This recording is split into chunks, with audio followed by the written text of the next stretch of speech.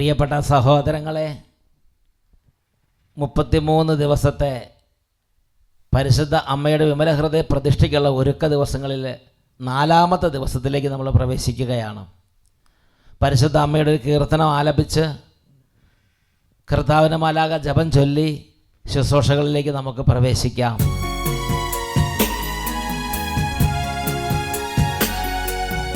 അമ്മേ അമ്മേ നല്ല മാതാവേ, അമലോത്ഭവേ അമ്മേ പരിശുദ്ധേ, ആശ്രിതർക്കെന്നും ആലംബം നീയേ, അമല മനോഹരി അമ്മേ. അമ്മേ അമ്മേ നല്ല മാതാവേ, അമലോത്ഭവേ അമ്മേ പരിശുദ്ധേ, ആശ്രിതർക്കെന്നും ആലംബം നീയേ, അമല മനോഹരി അമ്മേ.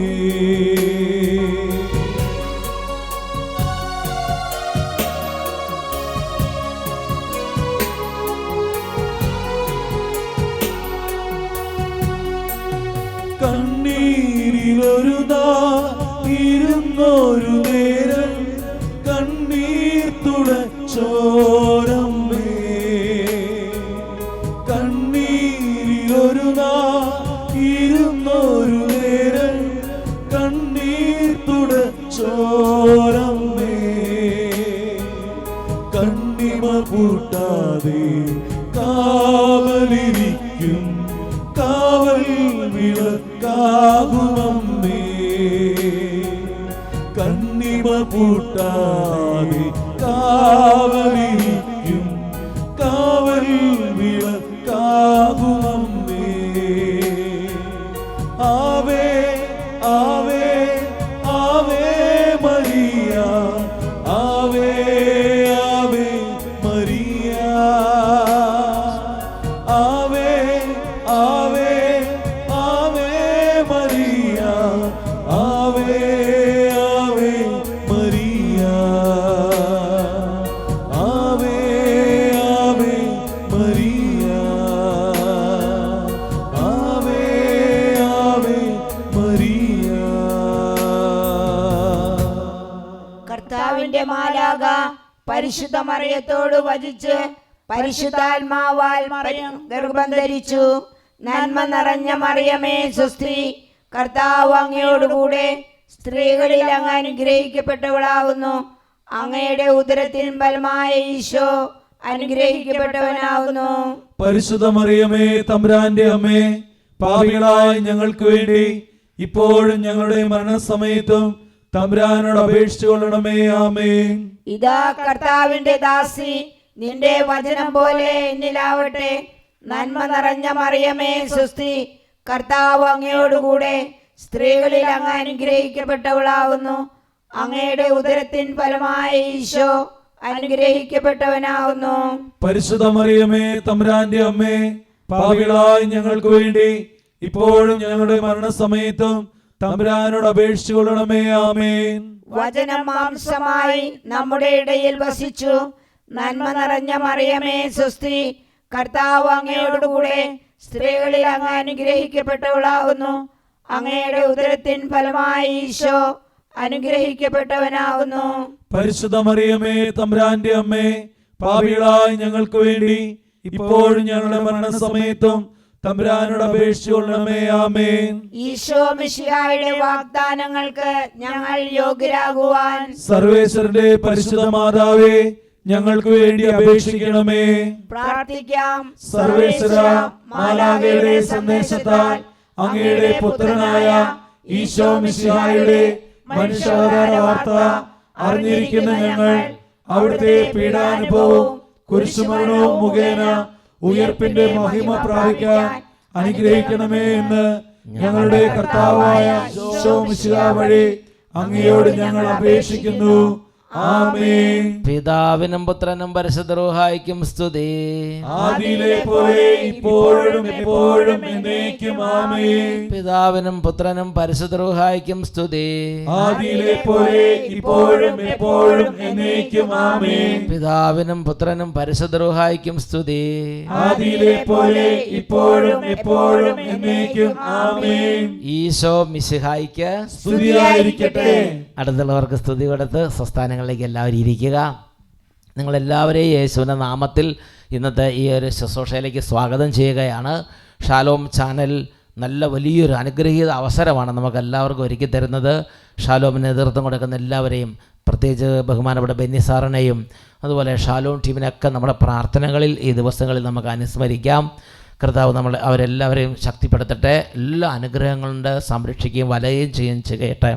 അതുപോലെ തന്നെ ഇവിടെ അട്ടപ്പാടിയിൽ നിന്ന് ശുശ്രൂഷയെ സഹായിക്കുന്ന ടീം മെമ്പേഴ്സിനെ അനുഗ്രഹിക്കാൻ വേണ്ടി പ്രാർത്ഥിക്കണമെന്ന് സ്നേഹപൂർവ്വം അഭ്യർത്ഥിക്കുകയാണ്. ഇന്ന് 4-ാമത്തെ ദിവസം എന്ന് നമ്മൾ ചിന്തിക്കുമ്പോൾ ഈ വിമലഹൃദയ പ്രതിഷ്ഠയ്ക്ക് ഒരുക്കമായ ഈ ദിവസങ്ങളിലൂടെ കടന്നു പോകുന്ന സമയത്ത് ആദ്യത്തെ 12 ദിവസങ്ങൾ ലോകത്തിൻ്റെ അരൂപിയെ കീഴ്പ്പെടുത്തുന്നതിനുള്ള ചിന്തകളാണ് നമ്മൾ പങ്കുവെക്കുന്നത്. ആ മേഖലയെക്കുറിച്ച് നമ്മൾ ആത്മശോധന ചെയ്യണം, കുമ്പസാരിക്കണം, തൻ്റെ ഹൃദയങ്ങളെ വിശുദ്ധീകരിക്കണം. ദൈവം ആഗ്രഹിക്കുന്ന പോലെ നമ്മുടെ ജീവിതത്തിൻ്റെ ചേഞ്ച്, ഒരു ഡെഫിനറ്റായിട്ടൊരു വ്യക്തമായ ഒരു പ്രകടമായ ഒരു വ്യത്യാസം ജീവിതത്തിനും സ്വഭാവത്തിനും കാഴ്ചപ്പാടുകൾക്കും ഉണ്ടാകണം. ഇത് ദൈവത്തിൻ്റെ ആത്മാവ് ആഗ്രഹിക്കുന്നുണ്ട്. അതുപോലെ ആദ്യത്തെ ദിവസം നമ്മൾ അതിനുവേണ്ടി ദൈവം തന്ന വചനമാണ് നമ്മുടെ അവയവങ്ങളിൽ പോരാടിക്കൊണ്ടിരിക്കുന്ന തിന്മയുടെ അരൂപികളെ, പ്രത്യേകിച്ച് ലോകത്തിൻ്റെ അരൂപികളെ തിരിച്ചറിഞ്ഞ് അതിനോട് നല്ല ഫൈറ്റ് ചെയ്യണം. രണ്ടാമതായിട്ട് രണ്ടാമത്തെ ദിവസം നമ്മൾ ചിന്തിച്ചത് ഇന്ദ്രിയ നിഗ്രഹത്തെക്കുറിച്ചാണ്. മാംസത്തെ ഉപ്പ് കേടുകൂടാതെ സൂക്ഷിക്കുന്നത് പോലെ നല്ല ഇന്ദ്രിയ നിഗ്രഹമുള്ള ജീവിതങ്ങളിൽ പ്രാർത്ഥനയും ദൈവത്തോടുള്ള അഭിമുഖ്യം എല്ലാം വർദ്ധിച്ച് അത് കേടുകൂടാതെ ഈ ലോകത്തിൽ അനുദിനം വളരാൻ പറ്റും. മൂന്നാമതായി ഇന്നലെ നമ്മൾ ചിന്തിച്ചത് നമ്മുടെ ഹൃദയ പരിച്ഛേദനത്തെക്കുറിച്ചാണ്. എന്ന് പറഞ്ഞാൽ സ്വന്തം ആന്തരിക മണ്ഡലം തന്നെ പരിത്യജിക്കുന്ന ഒരു ജീവിതമുണ്ട്, തന്നെ ഉപേക്ഷിക്കുന്നൊരു ജീവിതമുണ്ട്, നമുക്ക് നമ്മളെ തന്നെ മരിക്കുന്നൊരു ജീവിതമുണ്ട്. ഈശോ പറഞ്ഞിങ്ങനെയാണ്, deny yourself and take up your cross and follow me. നീ തന്നെ പരിത്യജിച്ച് നിന്റെ കുരിശും എടുത്ത് എന്നെ അനുഗമിക്കുക. തന്നെ പരിത്യജിക്കുന്നതിനെ കുറിച്ചാണ് നമ്മൾ ഇന്നലെ ശ്രദ്ധിച്ചത്. ഇന്ന് നമ്മൾ ചിന്തിക്കാൻ പോകുന്നത് സ്വന്തം ഇഷ്ടങ്ങൾക്ക് മരിക്കണം. ഇസഹാക്കിനെ ബലി ചെയ്യുക. സ്വന്തം ഇഷ്ടങ്ങൾ, സ്വന്തം താല്പര്യം. അബ്രാഹത്തിന് ഇസഹാക്ക് എന്നതുപോലെ നമുക്ക് നമ്മുടേതായ സ്വന്തമായ ചില ടേസ്റ്റുകളുണ്ട്. സ്വന്തം ഇഷ്ടങ്ങൾക്ക് മരിക്കാതെ എന്ന് പറഞ്ഞാൽ ഒരു വ്യക്തി തന്നെ ദൈവത്തിന് പൂർണ്ണമായി അർപ്പിക്കുവാൻ, ദൈവത്തിൻ്റെ സ്വന്തമായി തീരാൻ ഒരു വ്യക്തി ആഗ്രഹിക്കുന്നുണ്ടെങ്കിൽ ഡെഫിനറ്റായും ആ വ്യക്തി സ്വന്തം ഇഷ്ടത്തിന് മരിച്ചേ മതിയാവൂ. സ്വന്തം ഇഷ്ടത്തിന് മരിക്കാത്തവർക്ക് ദൈവത്തിൻ്റെ സ്വന്തമാകാൻ കഴിയുകയില്ല. ഇതിനെക്കുറിച്ച് നമ്മൾ ഗൗരവത്തിൽ ചിന്തിക്കണം. ഞാൻ പലപ്പോഴും ഇരുന്ന് ചിന്തിക്കേണ്ടത്, ദൈവമേ, ആരാണ് സ്വർഗത്തിൽ പ്രവേശിക്കുക? അപ്പോൾ ചിലർ പറഞ്ഞു, അതായത് രക്തസാക്ഷികൾ, വാളും കൊണ്ട് വെട്ടിക്കൊല്ലപ്പെട്ടവരൊക്കെയുണ്ട്, രക്തസാക്ഷികൾ, അവർ ശുദ്ധീകരണ സ്ഥലം തൊടാതെ സ്വർഗത്തിലേക്ക് പോകുമെന്ന് ചില ഉത്ബോധനങ്ങൾ ചില ആളുകൾ പറയണത് എൻ്റെ ശ്രദ്ധയിൽപ്പെട്ടിട്ടുണ്ട്. അപ്പോൾ നമ്മുടെ എല്ലാവരുടെയും ആഗ്രഹമാണ് സ്വർഗത്തിൽ പോകണം, പിതാവിനെ മുഖാഭിമുഖം ദർശിക്കണം, മോക്ഷഭാഗ്യം, മോക്ഷമഹിമ, മോക്ഷഭാഗ്യത്തിൽ എത്തിച്ചേരണം. ഇത് നമ്മുടെ എല്ലാവരുടെയും ജീവിത ലക്ഷ്യമാണ് എന്ന് ഞാൻ ചിന്തിച്ചത്. ആരാണ്? വചനം പ്രഘോഷിക്കുന്നവരാണ് സ്വർഗത്തിൽ ചേരുന്നത്, സൽകൃത്യങ്ങൾ അനുഷ്ഠിക്കുന്നവരാണ് സ്വർഗത്തിൽ എത്തിച്ചേരുന്നത്, അതോ തപസ്സും പ്രായശ്ചിത്തം ചെയ്യുന്നവരാണ് സ്വർഗത്തിൽ എത്തിച്ചേരുന്നത്, അതോ വൈദികനായി തീരുന്നവരാണ് സ്വർഗത്തിൽ എത്തിച്ചേരുന്നത്, സന്യാസ ജീവിതത്തിലേക്ക് പ്രവേശിക്കുന്നവരാണ് സ്വർഗത്തിൽ എത്തിച്ചേരുന്നത്? ഞാൻ ഇങ്ങനെ ചിന്തിക്കാൻ തുടങ്ങി. അപ്പോഴാണ് ഒരു വചനം എന്നെ വിചാരണ ചെയ്യാൻ തുടങ്ങിയത്. ആ വചനമാണ് വിശുദ്ധ മത്തായിയുടെ സുവിശേഷം 7-ാം അധ്യായം, അതിൽ 21-ാമത്തെ തിരുലിഖിതം, മാത്യു ചാപ്റ്റർ 7 വേഴ്സ് 21. കർത്താവേ കർത്താവേ എന്ന് എന്നോട് വിളിച്ചപേക്ഷിക്കുന്നവനല്ല, എൻ്റെ സ്വർഗസ്ഥനായ പിതാവിൻ്റെ ഇഷ്ടം നിറവേറ്റുന്നവനാണ് സ്വർഗരാജ്യത്തിൽ പ്രവേശിക്കുക. ദൈവത്തിൻ്റെ ഇഷ്ടം. ഇപ്പം തന്നെ 2 ഇഷ്ടങ്ങളായി. ഒന്ന് നമ്മുടെ ഇഷ്ടം, സ്വന്തം ഇഷ്ടം, ദൈവത്തിൻ്റെ ഇഷ്ടം. നമ്മുടെ താല്പര്യം, ദൈവഹിതം രണ്ടും രണ്ട് സ്ഥലത്ത് നിൽക്കുകയാണ്. നമ്മുടെ താല്പര്യങ്ങളെ നമ്മൾ എങ്ങനെ മാനേജ് ചെയ്യുന്നു? അതിന് നമുക്ക് മാതൃകയായി നിൽക്കുന്നത് ഈശോ മിശിഹ തന്നെയാണ്. ഈശോ മിശിഹായുടേതായ സ്വന്തം അതായത് ഈശോയ്ക്ക് ഈശോയുടേതായ ഒരു മനുഷ്യ പ്രകൃതി ഉണ്ടായിരുന്നു. ദൈവമായിരുന്നു, പൂർണ്ണ മനുഷ്യനുമായിരുന്നു, പൂർണ്ണ ദൈവവുമായിരുന്നു. പക്ഷേ ഈശോ എന്താണ് ചെയ്തത്? ഈശോയുടെ ജീവിതത്തിൽ നമുക്ക് മാതൃകയായിട്ട് ഈശോ നമ്മുടെ മുമ്പിൽ നിൽക്കുകയാണ്. വിശുദ്ധ യോഹന്നാന്റെ സുവിശേഷം 4-ാം അധ്യായം 34-ാമത്തെ തിരുലിഖിതം, ജോൺ 4:34. യേശു പറഞ്ഞു, എന്നെ അയച്ചവൻ്റെ ഇഷ്ടം പ്രവർത്തിക്കുകയും അവൻ്റെ ജോലി പൂർത്തിയാക്കുകയുമാണ് എൻ്റെ ഭക്ഷണം. എല്ലാവരും ശ്രദ്ധിച്ച് നന്നായിട്ട് നോട്ട് ചെയ്തേ, ഇത് വളരെ പ്രധാനപ്പെട്ടതാണ്. ഈശോയുടെ ജീവിതത്തിൽ ഈശോ എപ്പോഴും അനുവർത്തിച്ചു കൊണ്ടിരുന്ന വളരെ പ്രധാനപ്പെട്ടൊരു കാര്യമാണത്. പിതാവിൻ്റെ ഇഷ്ടം എന്താണ്? അതിന് രാത്രി മണിക്കൂറുകളോളം പ്രാർത്ഥിക്കുകയാണ്. എന്നെ അയച്ചവൻ്റെ ഇഷ്ടം പ്രവർത്തിക്കുകയും അവൻ്റെ ജോലി പൂർത്തിയാക്കുകയുമാണ് എൻ്റെ ഭക്ഷണം. രാത്രി മണിക്കൂറുകൾ ഈശോ പ്രാർത്ഥിക്കുകയാണ്. ഈശോ പരിശുദ്ധാത്മ നിറഞ്ഞ ആളാണ്. ഈശോയുടെ ജീവിതത്തിൽ ഈശോ ജോർദാൻ നദിയിൽ മാമോസ സ്വീകരിച്ചപ്പോൾ സ്വർഗം തുറക്കപ്പെടുകയും പരിശുദ്ധാത്മാവ് പ്രാവിൻ്റെ രൂപത്തിൽ എഴുന്നള്ളി വരികയും ചെയ്തു. എപ്പോഴും പരിശുദ്ധാത്മാവ് ഈശോയെ നയിച്ചുകൊണ്ടിരിക്കുന്നു. പക്ഷേ ഈശോ മണിക്കൂറുകൾ പ്രാർത്ഥിക്കുകയാണ്. ദൈവത്തിൻ്റെ ഇഷ്ടം അറിയണം, എൻ്റെ പിതാവിൻ്റെ ഇഷ്ടം എന്താണെന്ന് അറിയണം. നമ്മൾ അതിന് വല്ല പ്രാധാന്യം കൊടുക്കുന്നുണ്ടോ? സ്വർഗസ്വനായ പിതാവിൻ്റെ ഇഷ്ടം എന്താണ്? നമ്മൾ സ്വർഗസ്വനായ പിതാവിൻ്റെ ഇഷ്ടം അറിയാൻ വേണ്ടി മറ്റുള്ളവരോട് ചോദിക്കുക എന്നുള്ള തീരെ നിവൃത്തിയില്ലാത്ത സമയത്ത് മറ്റുള്ളവരോട് ചോദിക്കുക. സാധിക്കുന്നിടത്തോളം സമയം ഈ ദൈവപിതാവിനോട് നേരിട്ട് പ്രാർത്ഥിക്കുക. യേശുവിൻ്റെ സന്നിധിയിൽ കമിഴ്ന്ന് വീണ് പ്രാർത്ഥിക്കുക. അവനവൻ ദൈവത്തോട് പ്രാർത്ഥിക്കുക. ഇത് വളരെ പ്രധാനപ്പെട്ട ഒരു ഡ്യൂട്ടിയാണത്. നാം അത് ചെയ്യുന്നുണ്ടോ? പ്രിയപ്പെട്ട സഹോദരങ്ങളെ, ഈ ദിവസങ്ങളിൽ നമ്മളത് പ്രാക്ടീസ് ചെയ്യണം, പരിശീലിക്കാൻ തുടങ്ങണം. കുറച്ച് നേരം ദൈവത്തോട് പ്രാർത്ഥിക്കണം. ദൈവമേ, എന്താണ് അങ്ങ് ആഗ്രഹിക്കുന്നത്? എന്താണ് അങ്ങ് ചിന്തിക്കുന്നത്? അങ്ങയുടെ ആലോചന എനിക്ക് തരണമേ. പ്രാർത്ഥിക്കണം. യോഹന്നാന്റെ സുവിശേഷം 8-ാം അധ്യായം 29-ാം വാക്യം, ജോൺ ചാപ്റ്റർ 8:29. ഈശോ ധൈര്യമായിട്ട് എപ്പോഴും പറഞ്ഞൊരു കാര്യമാണ്, അവിടുന്ന് എന്നെ തനിയെ വിട്ടിരിക്കുകയല്ല, കാരണം ഞാൻ എപ്പോഴും അവിടത്തേക്ക് ഇഷ്ടമുള്ളത് പ്രവർത്തിക്കുന്നു. പിതാവിൻ്റെ ഇഷ്ടം, ഇതാണ് ഈശോയുടെ മനസ്സ് നിറഞ്ഞു നിൽക്കുന്നത്. പിതാവിൻ്റെ ഇഷ്ടം, ഞാൻ എപ്പോഴും അവിടത്തേക്ക് ഇഷ്ടമുള്ളത് പ്രവർത്തിക്കുന്നു. അങ്ങനെ പ്രവർത്തിക്കുന്നത് കൊണ്ട് ദൈവത്തെ ഒത്തിരി, അല്ലെങ്കിൽ ഈശോയെ ഒത്തിരി ഇഷ്ടത്തോടെ പിതാവ് കൂടെ നിൽക്കുകയാണ്. പിതാവ് ഒരിക്കലും തനിയെ വിടുന്നില്ല. എന്നെ അയച്ച പിതാവ് എപ്പോഴും എന്നോട് കൂടെയുണ്ട്, കാരണം ഞാൻ അവിടുത്തെ ഇഷ്ടം പ്രവർത്തിക്കുന്നു. ഈശോ പറയുകയാണ്. അപ്പോസ്തല പ്രവർത്തനം 13-ാം അധ്യായത്തിൽ 22-ാമത്തെ വാക്യം, അതിൻ്റെ അവസാന ഭാഗം ശ്രദ്ധിച്ച് നോക്കിക്കേ. ജസ്സയുടെ പുത്രനായ ദാവീദിൽ എൻ്റെ ഹൃദയത്തിന് ഇണങ്ങിയ ഒരു മനുഷ്യനെ ഞാൻ കണ്ടെത്തിയിരിക്കുന്നു. അപ്പോൾ ഈശോ മാത്രമല്ല, ഒരുപാട് നമ്മുടെ പൂർവികർ, ഒരുപാട് പേര് അവരുടെ ജീവിതത്തിൽ, അവർ രാജാക്കന്മാരായിരിക്കാം, പ്രവാചകന്മാരായിരിക്കാം, രക്തസാക്ഷികളായിരിക്കാം, ആരുമാട്ടെ, അവരുടെ ജീവിതത്തിൽ അവർ വളരെ വലിയ സ്ഥാനം കൊടുത്തത് ദൈവപിതാവിൻ്റെ ഇഷ്ടം അറിയാൻ വേണ്ടിയിട്ടാണ്.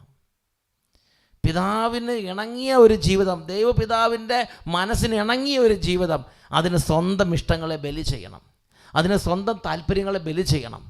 ദൈവത്തിന് സ്വീകാര്യരാകാൻ, ദൈവത്തിന് സ്വന്തമാകാൻ ആഗ്രഹിക്കുന്നവർ സ്വന്തം ഇഷ്ടങ്ങൾക്ക് മരിക്കണം. അൽഫോൻസ് ലിഗോരി ഇതിനെക്കുറിച്ച് സംസാരിക്കുന്നുണ്ട്. വിശുദ്ധ അൽഫോൻസ് ലിഗോരി, ഹൃദയ പരിശുദ്ധിയോടെ അവിടുത്തെ പ്രീതിപ്പെടുത്തുക എന്നതായിരിക്കണം നിങ്ങളുടെ ഏക ലക്ഷ്യം. ഈ ലക്ഷ്യത്തിൽ ഉറച്ചു നിൽക്കുന്നതിനായി നമ്മുടെ പ്രകൃതിയുമായി വലിയ ഒരു യുദ്ധം ചെയ്യേണ്ടി വരും. പ്രകൃതി എന്ന് പറഞ്ഞാൽ നമ്മുടെ ചുറ്റുവട്ടത്തുള്ള ഈ മലയും കാടും നദിയുമാകുന്ന ഈ നേച്ചറിനെ കുറിച്ചല്ല പറയണത്. സ്വന്തം പ്രകൃതി, നമ്മുടെ ജഡപ്രകൃതി, നമ്മുടെ മനുഷ്യപ്രകൃതിയുമായി ഈ ലക്ഷ്യത്തിൽ, ദൈവപിതാവിനെ സന്തോഷിപ്പിക്കുക എന്ന ഈ ലക്ഷ്യത്തിൽ ഉറച്ചു നിൽക്കുന്നതിനായി നമ്മുടെ സ്വന്തം മനുഷ്യപ്രകൃതിയുമായി വലിയ ഒരു യുദ്ധം ചെയ്യേണ്ടി വരും. കാരണം നമ്മുടെ പ്രകൃതി, നമ്മുടെ മനുഷ്യപ്രകൃതി, അതിനെ തൃപ്തിപ്പെടുത്തുന്നതിൽ ഏറെ ബദ്ധശ്രദ്ധമാണ്. രാവിലെ എഴുന്നേറ്റാൽ വൈകുന്നേരം വരെ എന്താ, അവനവൻ്റെ ടേസ്റ്റിനനുസരിച്ച് സാധനങ്ങൾ ഡിമാൻഡ് ചെയ്തുകൊണ്ടിരിക്കുകയാണ്. ചായ കുടിക്കുമ്പോൾ അവനവൻ്റെ ടേസ്റ്റ് അനുസരിച്ച് ചായ, ചൂടാണെങ്കിൽ ചൂട് ചായ, തണുത്ത ചായ കിട്ടിയാൽ ഭയങ്കരമായിട്ട് പ്രശ്നമാവും. ചോറിന് വന്നിരുന്നു, ഇഷ്ടമുള്ള കറിയില്ലെങ്കിൽ പ്രശ്നമായി, ഇഷ്ടമുള്ള വിധത്തിൽ ചോറ് കിട്ടിയില്ലെങ്കിൽ പ്രശ്നമായി, ആ ചോറിനകത്ത് മുടി വീണാൽ പ്രശ്നമായി. എല്ലാ സ്ഥലത്തും എവിടെ ചെന്നാലും എന്താണ്, നമ്മുടെ ഈ പ്രകൃതി, മനുഷ്യപ്രകൃതി ഇതിനെ തൃപ്തിപ്പെടുത്തുന്നതിൽ ഏറെ ബദ്ധശ്രദ്ധമാണ്. അതിൻ്റെ എല്ലാ പ്രവൃത്തികളിലും സ്വന്തം സന്തോഷവും ഇഷ്ടവും മാത്രമാണ് തേടുന്നത്. മനുഷ്യപ്രകൃതി അതിൻ്റെ എല്ലാ അവസ്ഥകളിലും, അതിൻ്റെ എല്ലാ മിനിറ്റിലും, അതിൻ്റെ എല്ലാ സെക്കൻഡിലും സ്വന്തം സന്തോഷമാണ് അന്വേഷിക്കുന്നത്. ഏറ്റവും നീതിമാനും ആത്മീയവനുമായവൻ പോലും നിഗൂഢമായും ആസക്തിയോടെയും ഇതാണ് ഭക്ഷണം എന്ന മട്ടിൽ സ്വന്തം സന്തോഷത്തിൽ മേയുന്നു എന്ന് പറഞ്ഞാൽ എന്താ, രാവിലെ തൊട്ട് വൈകുന്നേരം വരെ മേച്ചിൽപ്പുറത്ത് മേയുന്ന ആട്ടുംപറ്റത്തെ പോലെ ഈ ആത്മീയ മനുഷ്യന്മാർ പോലും എന്താ, ഈ ജഡത്തിൻ്റെ താല്പര്യങ്ങൾ വരുമ്പോൾ അതാണ്.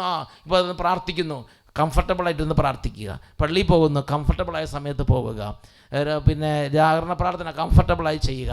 എല്ലാം സ്വന്തം കംഫർട്ട്, സ്വന്തം എൻജോയ്മെൻറ്റ്, എല്ലാം സ്വന്തം താല്പര്യം, സ്വന്തം സുഖം, ഇത് അനുസരിച്ച് മൂവ് ചെയ്യാൻ. കാരണം ആത്മീയ കാര്യങ്ങളാണ് ചെയ്യുന്നത്, ശുശ്രൂഷകളാണ് ചെയ്യുന്നത്. പക്ഷേ ഇതെല്ലാം ദൈവത്തെ പ്രീതിപ്പെടുത്തുന്ന മട്ടിൽ, ഇതാണ് ഭക്ഷണം എന്ന മട്ടിൽ സ്വന്തം സന്തോഷത്തിൽ മേയുന്നു. അതുകൊണ്ട് ഒരു ആത്മീയ പ്രവൃത്തിക്കുള്ള അവസരം നമുക്ക് ലഭിക്കുമ്പോൾ നാം ഉടനെ അത് അഭിലഷിക്കുകയും ആലോചന കൂടാതെ അതിലേക്ക് എടുത്തു ചാടുകയും അതിൻ്റെ പിന്നാലെ ഓടുകയും ചെയ്യുന്നു.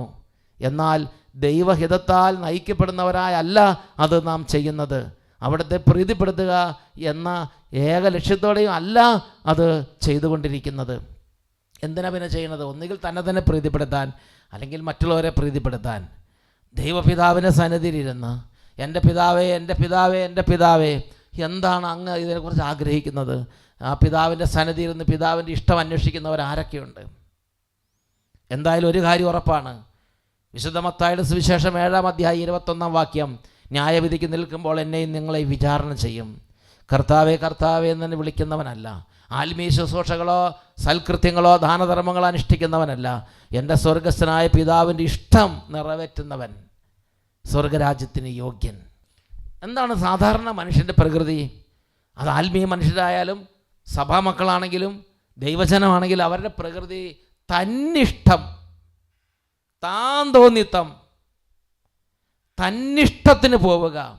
ജെറമ്യായുടെ പുസ്തകത്തിൽ 7-ാം അധ്യായം 23-24 വാക്യങ്ങൾ, book of ജെറമായ chapter 7 versus 23 and 24.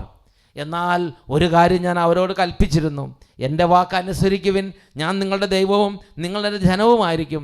ഞാൻ നിങ്ങളോട് കൽപ്പിക്കുന്ന മാർഗത്തിലൂടെ ചരിക്കുവിൻ, നിങ്ങൾക്ക് എല്ലാം ശുഭമായിരിക്കും. അവരാകട്ടെ അനുസരിക്കുകയോ കേൾക്കുക പോലുമോ ചെയ്തില്ല. തങ്ങളുടെ ദുഷ്ടഹൃദയത്തിൻ്റെ പ്രേരണ അനുസരിച്ച് തന്നിഷ്ടം പോലെ അവർ നടന്നു. അവരുടെ നടപ്പ് മുന്നോട്ടല്ല പിന്നോട്ടായിരുന്നു. ദൈവമായ കർത്താവ് ദൈവത്തിൻ്റെ സ്വന്തം ജനത്തെക്കുറിച്ച് വെളിപ്പെടുത്തുന്നതാണിത്. ഇത് നമ്മുടെ കുടുംബത്തെക്കുറിച്ച് യാഥാർത്ഥ്യമാണോ?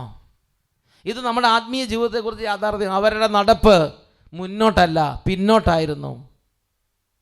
വീണ്ടും ജെറമ്യായുടെ പുസ്തകം 9-ാം അധ്യായം 13-14 തിരുലിഖിതങ്ങൾ, ബുക്ക് ഓഫ് ജെറമായ 9:13 and 14. കർത്താവ് അരുളി ചെയ്യുന്നു, എൻ്റെ നിയമം അവർ അവഗണിച്ചു. എന്ന് പറഞ്ഞാൽ ഓരോ കാര്യം തീരുമാനം എടുക്കുമ്പോൾ എൻ്റെ നിയമം അവർ അവഗണിച്ചു. ഇപ്പോൾ ഉദാഹരണം, ഞായറാഴ്ച ദേവാലയത്തിൽ പോകണം, കർത്താവിൻ്റെ ദിവസമാണ്. പക്ഷെ അന്ന് തന്നെ കല്യാണാലോചന, മകളുടെ കല്യാണം ഉറപ്പിക്കാൻ പോകണം. എൻ്റെ വചനം അവർ അവഗണിച്ചു, അവർ കല്യാണം ഉറപ്പിക്കാൻ പോയി. ദൈവത്തിൻ്റെ ഇഷ്ടം എന്താണെന്ന് അവഗണിച്ചു. പ്രായോഗികമായിട്ടുള്ളത്, ലാഭമായിട്ടുള്ളത്, എളുപ്പമായിട്ടുള്ളത്, നാട്ടിൽ നടക്കുന്ന രീതി അത് അങ്ങോട്ട് അവലംബിച്ചു. എൻ്റെ നിയമം അവർ അവഗണിച്ചു. എൻ്റെ വാക്ക് അവർ കേൾക്കുകയോ അനുസരിക്കുകയോ ചെയ്തില്ല.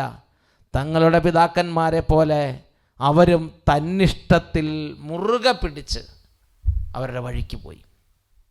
തന്നിഷ്ടത്തിൽ മുറുകെ പിടിച്ച് എന്ന് പറഞ്ഞാൽ തന്നിഷ്ടം മാത്രം ജീവിതമാർഗം. വീണ്ടും ജെറമ്യായുടെ പുസ്തകം 13-ാം അധ്യായം 1-11 വരെ വാക്യങ്ങൾ, ബുക്ക് ഓഫ് ജെറമായ ചാപ്റ്റർ 13 വേഴ്സസ് 1-11. അവിടെ എന്താണ് രേഖപ്പെടുത്തിയിരിക്കുന്നത്? കർത്താവ് എന്നോട് അരുളി ചെയ്തു, നീ പോയി ഒരു ചണവസ്ത്രം വാങ്ങിക്കൊണ്ടുവന്ന് അരയിൽ ചുറ്റുക, അത് വെള്ളത്തിൽ മുക്കരുത്. കർത്താവിൻ്റെ വാക്കനുസരിച്ച് ഞാൻ ഒരു ചണവസ്ത്രം വാങ്ങി ഉടുത്തു. കർത്താവ് വീണ്ടും എന്നോട് അരുളി ചെയ്തു, നീ വാങ്ങി ഉടുത്ത വസ്ത്രം യൂഫ്രട്ടീസ് നദീതീരത്ത് കൊണ്ടുപോയി അവിടെ ഒരു പാറയിടുക്കിൽ ഒളിച്ചു വെക്കുക. കർത്താവ് കൽപ്പിച്ചതനുസരിച്ച് ഞാൻ അത് യൂഫ്രട്ടീസ് തീരത്ത് ഒളിച്ചു വെച്ചു. അനേക ദിവസങ്ങൾക്ക് ശേഷം കർത്താവ് എന്നോട് അരുളി ചെയ്തു, നീ യൂഫ്രട്ടീസ് തീരത്ത് ചെന്ന് എൻ്റെ കൽപ്പന പ്രകാരം ഒളിച്ചു വെച്ചിരിക്കുന്ന അരക്കച്ച അവിടെ നിന്ന് എടുക്കുക. ഞാൻ അവിടെ ചെന്ന് അരക്കച്ച ഒളിച്ചു വെച്ചിരുന്ന സ്ഥലം കുഴിച്ച് അത് പുറത്തെടുത്തു. ആ വസ്ത്രം ഒന്നിനും കൊള്ളാത്ത വിധം ജീർണിച്ചു പോയിരുന്നു. അപ്പോൾ എനിക്ക് കർത്താവിൻ്റെ അരുളപ്പാടുണ്ടായി. കർത്താവ് അരുളി ചെയ്യുന്നു, യൂദായുടെ അഹങ്കാരത്തെയും ജെറുസലേമിൻ്റെ ഔദ്ധത്യത്തെയും ഞാൻ ഇതേവിധം നശിപ്പിക്കും. എൻ്റെ വാക്ക് കേൾക്കാതെ തന്നിഷ്ടപ്രകാരം നടക്കുകയും അന്യദേവന്മാരുടെ പുറകെ പോയി അവരെ സേവിക്കുകയും ആരാധിക്കുകയും ചെയ്ത ഈ ദുഷ്ടജനത ഒന്നിനും കൊള്ളാത്ത ഈ അരക്കച്ച പോലെ ആയിത്തീരും. അരക്കച്ച അരയോട് ചേർന്നിരിക്കുന്നത് പോലെ ഇസ്രായേൽ ഭവനവും യൂദാ ഭവനവും എന്നോട് ചേർന്നിരിക്കണമെന്ന് ഞാൻ ആഗ്രഹിച്ചു.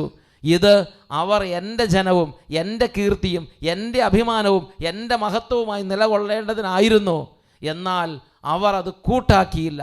കർത്താവ് അരുളി ചെയ്യുന്നു, എന്നാൽ അവർ അത് കൂട്ടാക്കിയില്ല. പിന്നെ അവരെന്താ ചെയ്തത്? തന്നിഷ്ടത്തിന് പോയി.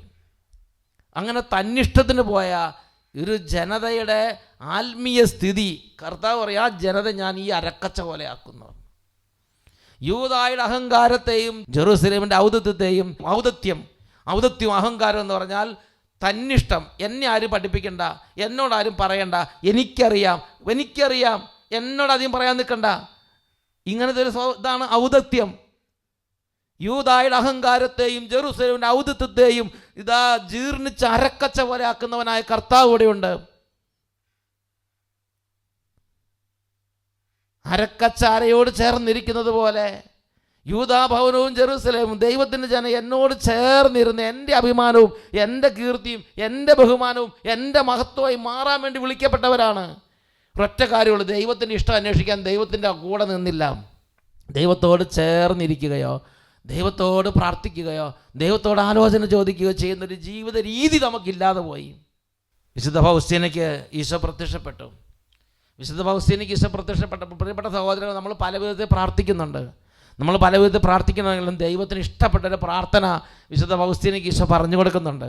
അതാണ് 1487B എന്ന ആ ഒരു പാരഗ്രാഫിൻ്റെ സെക്കൻഡ് പാർട്ടിൽ 1487 എന്ന പാരഗ്രാഫ് ഫൗസ്റ്റീന ഡയറിയിൽ 1487 പാരഗ്രാഫിൽ സെക്കൻഡ് പാർട്ട് B. ഈശോ പറഞ്ഞു, എൻ്റെ കുഞ്ഞേ, മനുഷ്യരിൽ ഒരിക്കലും നീ ആശ്രയം വെക്കുകയില്ല എന്ന് പ്രതിജ്ഞ എടുക്കുക. ലോകത്തിലോ മനുഷ്യരിലോ സമ്പത്തിലോ സ്ഥാനമാനങ്ങളിലോ സ്ഥാപനങ്ങളിലോ മഹിമയിലോ അധികാരത്തിലോ സിംഹാസനങ്ങളിലോ കസേരയിലോ ഒന്നും നീ ആശ്രയം വെക്കരുത്, നീ സന്തോഷിക്കരുത്.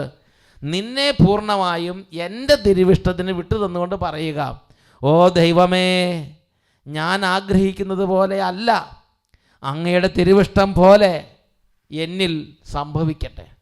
എൻ്റെ ഇഷ്ടം പോലെയല്ല, അങ്ങയുടെ തിരുഹിതം പോലെ എന്നിൽ സംഭവിക്കട്ടെ. ഇത് നീ പറയുക. ഈ വാക്കുകൾ ഒരുവൻ്റെ ഹൃദയത്തിൻ്റെ അഗാധ തലങ്ങളിൽ നിന്ന് ഉരുവിടുകയാണെങ്കിൽ ആ ആത്മാവ് അല്പസമയത്തിനുള്ളിൽ വിശുദ്ധിയുടെ ഉന്നത പദവിയിലേക്ക് ഉയർത്തപ്പെടും. ഇങ്ങനെയുള്ള ആത്മാക്കളിലാണ് ഞാൻ ആനന്ദം കൊള്ളുന്നത്. അത്തരം ആത്മാക്കൾ എന്നെ മഹത്വപ്പെടുത്തുന്നു. അങ്ങനെയുള്ള ആത്മാക്കളുടെ സുഹൃതത്തിൻ്റെ പരിമളത്താൽ സ്വർഗം നിറയുന്നു. ദൈവപിതാവ് സന്തോഷിക്കുന്ന ജീവിതമാണത്. ദൈവപിതാവ് സന്തോഷിക്കുന്ന ആത്മാവാണത്. ദൈവത്തിൻ്റെ ഇഷ്ടം, എൻ്റെ ദൈവമേ, എൻ്റെ ഇഷ്ടം പോലെയല്ല, അങ്ങയുടെ തിരുഹിതം പോലെ എന്നെ നടത്തണം. അങ്ങയുടെ തിരുഹിതം പോലെ എന്നെ നടത്തണം. ഈ മനുഷ്യപ്രകൃതി എന്താ പറയണത്? നമ്മുടെ ഇഷ്ടം, നമ്മുടെ ദേശം, നമ്മുടെ താല്പര്യം, പേഴ്സണൽ ചോയ്സ്. ഇതെൻ്റെ ചോയ്സാണ്. ഞാൻ കല്യാണം കഴിക്കുന്നില്ല, ഞാൻ പാർട്ട്നേഴ്സിനെ ഞാൻ കല്യാണം കഴിക്കാതെ ഞാൻ കൂടി ജീവിക്കുകയാണ് ചെയ്യുന്നത്. എൻ്റെ ചോയ്സാണ്. ഇത് ദൈവത്തിൻ്റെ ഇഷ്ടമാണോ അല്ലയോ എന്ന് അന്വേഷിക്കുന്നുണ്ടോ? എനിക്കിഷ്ടമുള്ളവരെ ഞാൻ കല്യാണം കഴിക്കും, എൻ്റെ ചോയ്സാണ്. അതിനു മുമ്പ് മുട്ടുകുത്തി ദൈവത്തോട് പ്രാർത്ഥിക്കുന്നുണ്ട്, ദൈവമേ, നിൻ്റെ ഇഷ്ടം വെളിപ്പെടുത്തി തരണമേ. ഞാൻ എനിക്ക് ഇഷ്ടമുള്ള ജോലി, നല്ല ശമ്പളം ഓഫർ ചെയ്തിട്ടുണ്ട്, ഞാൻ ഇന്ന് സ്ഥാപനത്തിൽ ജോലിക്ക് പോകും. മുട്ടുമേ നിന്ന് പ്രാർത്ഥിച്ചോ, ദൈവമേ, ഇതാണോ നീ എന്നെ അയക്കുന്നത്? ഇവിടേക്കാണോ നീ എന്നെ അയക്കുന്നത്? അതോ നീ എനിക്കായി കൃപയുടെ ജോലി ഒരുക്കിയിട്ടുണ്ടോ? അന്വേഷിക്കുന്നുണ്ടോ? ഏതുറവെന്നും കുടിക്കും, ഏത് കാറ്റെന്നും പാറ്റും, ഏതപ്പവും രുചിക്കും, കാണുന്നതെല്ലാം കൈ നീട്ടും, സ്വർഗത്തിലെത്തുകയില്ല മക്കളെ.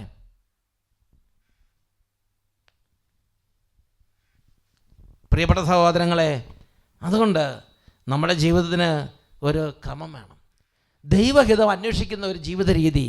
സെൻറ്റ് അൽഫോൻസ് ലിഗോരി എന്ന് പറഞ്ഞൊരു മഹാവിശുദ്ധനാണ്. അൽഫോൻസ് ലിഗോരി പറഞ്ഞത് എങ്ങനെയാണ്? നമ്മുടെ യോഗ്യത നമുക്കിഷ്ടമുള്ള കാര്യങ്ങൾ ചെയ്യുന്നതിലല്ല, നമ്മുടെ ഇച്ഛയ്ക്ക് വിരുദ്ധമായ കാര്യമാണെങ്കിലും ദൈവഹിതം വാരിപ്പുണരുന്നതിലാണ് നമ്മുടെ ധന്യത അടങ്ങിയിരിക്കുന്നത് എന്ന് നീ ഓർക്കണം. നമ്മുടെ ഇഷ്ടത്തിന് വിരുദ്ധമായ ദൈവഹിതം വാരിപ്പുണരുന്നതിലാണ് ഒരാത്മാവിൻ്റെ യോഗ്യത, ഒരാത്മാവിൻ്റെ ധന്യത അടങ്ങിയിരിക്കുന്നത്. നമ്മുടെ സ്വന്തം താല്പര്യത്തിന് വിരുദ്ധമായ ദൈവഹിതം സംഭവിക്കുമ്പോൾ ആ ദൈവഹിതം നമ്മുടെ സ്വന്തം ഇഷ്ടമായി സ്വീകരിച്ച് അതിൽ സന്തോഷിക്കുന്നതാണ് നല്ല വെയിറ്റുള്ള, നല്ല ഡെപ്തുള്ള ആത്മാവ്, നല്ല ഡെപ്തുള്ള ആധ്യാത്മിക ജീവിതം.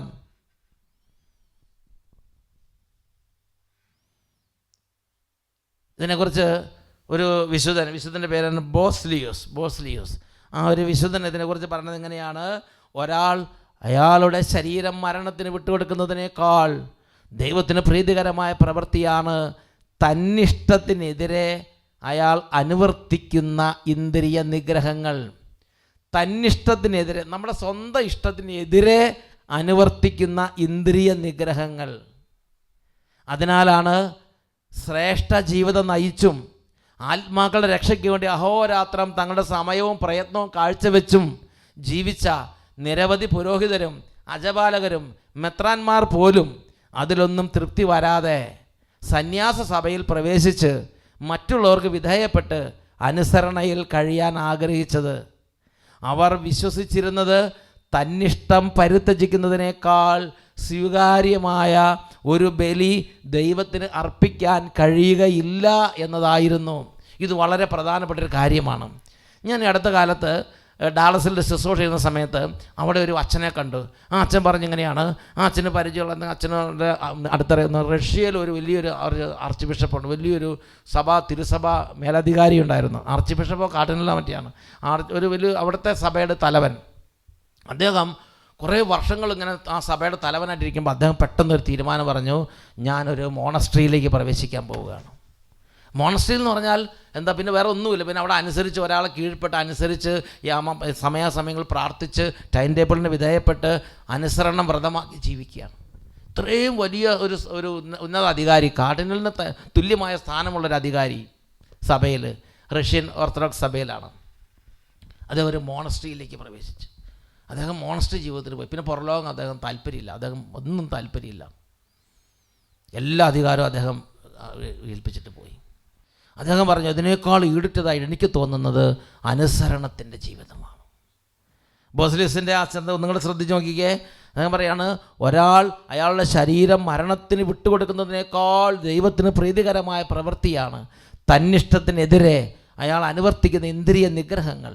അതിനാലാണ് ശ്രേഷ്ഠ ജീവിതം നയിച്ചും ആത്മാക്കളുടെ രക്ഷയ്ക്ക് വേണ്ടി അഹോരാത്രം തങ്ങളുടെ സമയവും പ്രയത്നവും കാഴ്ചവെച്ചും ജീവിച്ച നിരവധി പുരോഹിതരും അജപാലകരും മെത്രാന്മാർ പോലും അതിലൊന്നും തൃപ്തരാവാതെ സന്യാസ സഭയിൽ പ്രവേശിച്ച് മറ്റുള്ളവർക്ക് വിധേയപ്പെട്ട് അനുസരണയിൽ കഴിയാൻ ആഗ്രഹിച്ചത്.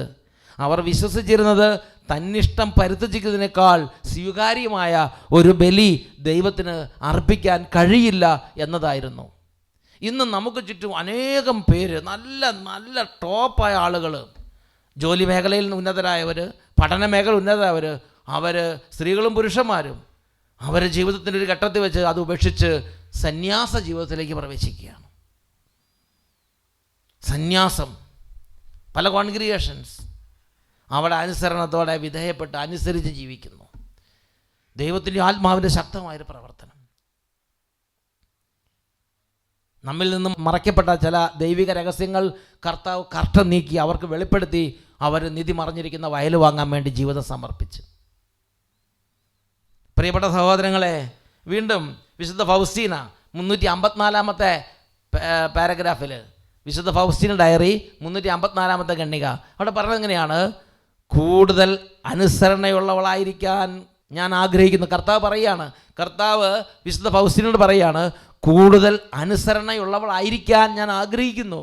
നമ്മുടെ പ്രയത്നങ്ങൾ എത്ര വലുതാണെങ്കിലും അനുസരണയുടെ മുദ്രയില്ലെങ്കിൽ ദൈവത്തിന് മുമ്പിൽ അത് പ്രീതികരമായിരിക്കില്ല. എന്ന് പറഞ്ഞാൽ ഈ തന്നിഷ്ടത്തിലൂടെ ചെയ്യുന്ന ഏതൊരു കാര്യവും ആത്മാവിന് വളരെ കുറച്ചോ അല്ലെങ്കിൽ ഒട്ടും തന്നെയോ ഗുണം ചെയ്യില്ല. തന്നെ ഒരു സന്യാസഭയിലാണെങ്കിലും ഒരു ടീമിലാണെങ്കിലും ഒരു ക്രിസ്തീയ കുടുംബത്തിലാണെങ്കിലും തന്നിഷ്ടത്തിൽ ഒരുപാട് പ്രവർത്തിക്കാം. അവനവൻ തോന്നി അവനവൻ ചെയ്തു, അത് ആത്മാവിന് ഒട്ടും ഗുണം ചെയ്യില്ല. ആത്മാവിൻ്റെ വളർച്ചയല്ല, ആത്മാവിൻ്റെ തളർച്ചയാണ്. നടപ്പ് മുന്നോട്ടല്ല പിന്നോട്ടാണെന്നാണ് പറയുന്നത് തന്നിഷ്ടം അനുവർത്തിക്കുന്നവർ. വിശുദ്ധ പൗലോസ് പറയാണ്, അതായത് ഒരാൾ എത്ര വലിയ നേട്ടം കൊണ്ടുവന്നാലും അനുസരണത്തിൻ്റെ മുദ്രയില്ലെങ്കിൽ ദൈവത്തിൻ്റെ സന്നിധിയിൽ അത് വിലകെട്ട തുപ്പൽ പോലെയാണ്. വലിയ നേട്ടമാണ്, ലോകത്തിലേക്ക് വെച്ച് വലിയ നേട്ടമാണ്. ഒരാൾക്ക് നേടാൻ പറ്റാത്ത മഹാമഹോന്നത നേട്ടവുമായി നേടി നമ്മൾ ദൈവത്തിൻ്റെ സന്നിധിയിലേക്ക് വരികയാണ്. കർത്താവ് പറയാണ്, അനുസരണത്തിന് മുദ്രയില്ലെങ്കിൽ വിലകെട്ട തുപ്പൽ പോലെ, നമ്മൾ കാർക്ക് തുപ്പിയിട്ട നമ്മൾ വിലകെട്ട തുപ്പൽ പോലെയാണ് ദൈവസന്നിധിയിൽ ആ നേട്ടങ്ങളൊക്കെ. ഒന്നുമില്ല. പ്രിയപ്പെട്ട സഹോദരങ്ങളെ, വിശുദ്ധ ഫൗസ്റ്റീൻ ഡയറി 576 ഖണ്ഡികയിൽ വിശുദ്ധ ഫൗസ്റ്റീനയ്ക്ക് ഈശോ പറഞ്ഞു കൊടുക്കുന്ന ചില രഹസ്യങ്ങളുണ്ട്. എൻ്റെ മകളെ, സ്നേഹമാണ് എന്നെ ഇവിടെ കൊണ്ടുവന്നത്, സ്നേഹമാണ് എന്നെ ഇവിടെ പിടിച്ചു നിർത്തുന്നത്. എൻ്റെ മകളെ, എന്നോടുള്ള നിർമ്മല സ്നേഹത്താൽ പ്രേരിതമായി ചെയ്യുന്ന ഒരു ചെറിയ പ്രവൃത്തിക്ക് പോലും ലഭിക്കുന്ന വലിയ പ്രതിഫലവും യോഗ്യതകളും മനസ്സിലാക്കിയാൽ സന്തോഷാധിക്യത്താൽ നീ മരിച്ചു പോകും. എന്ന് പറഞ്ഞാൽ നമ്മുടെ തന്നിഷ്ടത്തിന് മരിച്ച് ഈശോയുള്ള സ്നേഹത്തെ പ്രതി ചെയ്യുന്ന ഒരു കുഞ്ഞു പ്രവൃത്തി മതി. ഇന്നലെ നമ്മൾ പ്രസംഗത്തിൽ കേട്ടില്ലേ, ഒരു ചെറിയൊരു കാര്യം ഒന്ന് അങ്ങോട്ട് മാറിയിരിക്കുക, അല്ലെങ്കിൽ ഒന്ന് അടിച്ചു വാരുക, അതുമല്ലെങ്കിൽ ഒന്ന് ചൂടുവെള്ളം തിളപ്പിക്കുക. ദൈവസ്നേഹത്തെ തന്നിഷ്ടത്തിന് മരിച്ച് ഒരാൾക്ക് കീഴ്പ്പെട്ട് അയാൾ അനുസരിച്ച് ആ കസേര ഒന്ന് എടുത്തു മാറ്റി അനുസരണത്തിൻ്റെ മുദ്രയോടെ ചെയ്തു, ദൈവഹിതത്തെ അന്വേഷിച്ച് ദൈവത്തിൻ്റെ ഇഷ്ടം അനുസരിച്ച് ചെയ്തു. അതിന് ഈശോയോടുള്ള സ്നേഹത്തെ പ്രതി അനുസരണത്തിൻ്റെ മുദ്രയോടെ ചെയ്യുന്ന ഈ കാര്യത്തിന് സ്വർഗത്തിലുള്ള പ്രതിഫലം കണ്ടാൽ സ്നേഹാധിക്യത്താൽ വീർപ്പുമുട്ടി മരിച്ചു പോകും. അത്രയും വലിയ സ്ഥാനമാണ് കർത്താവ് അവിടെ കൊടുക്കുന്നത്.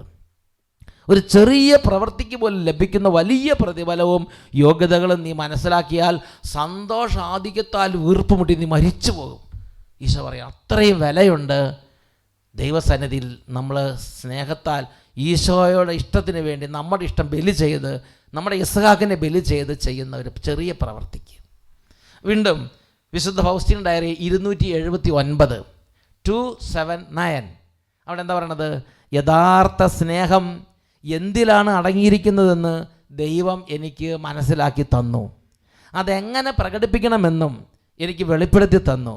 ദൈവത്തിൻ്റെ തിരുവിഷ്ടം നിറവേറ്റുന്നതിലാണ് യഥാർത്ഥ സ്നേഹം അടങ്ങിയിരിക്കുന്നത്.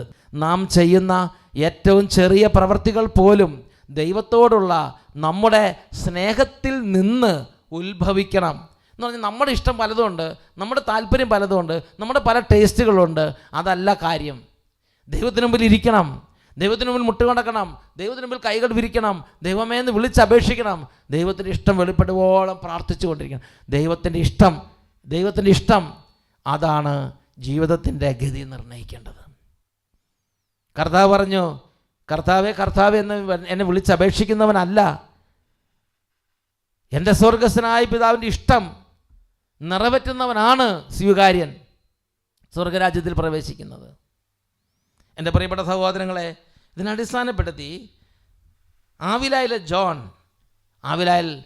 വലിയൊരു വിശുദ്ധനാണ് ആവിലായിലെ ജോൺ. അദ്ദേഹം പറഞ്ഞത് എങ്ങനെയാണ്? നമ്മുടെ ആഗ്രഹത്തിന് വിരുദ്ധമായ കാര്യങ്ങളിൽ ഒരു തവണ ദൈവം വാഴ്ത്തപ്പെടട്ടെ എന്ന് പറയുന്നതാണ് നമുക്ക് സ്വീകാര്യമായ 6000 കാര്യങ്ങളിൽ കൃതജ്ഞതയുടെ പ്രാർത്ഥനകൾ അർപ്പിക്കുന്നതിനേക്കാൾ മഹത്തായി വിലമതിക്കപ്പെടുന്നത്. ഉദാഹരണത്തിന് അതൊക്കെ മനസ്സിലായില്ലെങ്കിൽ ഞാൻ മനസ്സിലാക്കി തരാം. ഇപ്പോൾ ഉദാഹരണത്തിന് എൻ്റെ ആഗ്രഹം എന്താ? എനിക്കിപ്പോൾ നല്ല ഒരു മഴ കിട്ടണം. നമ്മുടെ ആഗ്രഹത്തിനനുസരിച്ചൊരു മഴ കിട്ടി, ഉടനെ ദൈവമേ നന്ദി, ദൈവമേ സ്തുതി, ഭയങ്കര സന്തോഷം. നമ്മുടെ രോഗം മാറണം, പ്രാർത്ഥിച്ച് രോഗം മാറി, നമ്മുടെ ഇഷ്ടം അനുസരിച്ച് മാറി, ദൈവമേ നന്ദി, ദൈവമേ സ്തുതി. അങ്ങനെ ഒരു 10,000 അങ്ങനെ കോടിക്കണക്കിന് ദൈവത്തെ സ്തുതി, അങ്ങനത്തെ നന്ദികൾ നമുക്ക് പറയാം. നമ്മുടെ ഇഷ്ടങ്ങളൊക്കെ നടക്കുമ്പോഴുള്ള നന്ദി പറയുന്നതിനേക്കാളും വലിയ യോഗ്യത ദൈവ തിരുസന്നിധിയുള്ളതിന് വേണ്ടിയിട്ടാണ് നമ്മുടെ ഇഷ്ടത്തിന് വിരുദ്ധമായി ലോകത്തിൽ ദൈവഹിതം നിറവേറുമ്പോൾ, നമ്മുടെ ജീവിതത്തിൽ ദൈവഹിതം നിറവേറുമ്പോൾ ദൈവമേ നന്ദി, ദൈവമേ സ്തുതി, ദൈവമേ നിൻ്റെ തിരുനാമം മഹത്വപ്പെടട്ടെ ഇങ്ങനെ പറയാൻ സാധിക്കുമോ? അതിനൊരു ഉദാഹരണമാണ് ജോബ്. ജോബിൻ്റെ ഭാര്യ പലതും പറഞ്ഞു, ദൈവത്തിന് ഇഷ്ടത്തിന് പല കാര്യങ്ങളും പറഞ്ഞു. പക്ഷേ ജോബ് പറഞ്ഞു, ദൈവം തന്നു, ദൈവം എടുത്തു, ദൈവ തിരുനാമം മഹത്വപ്പെടട്ടെ.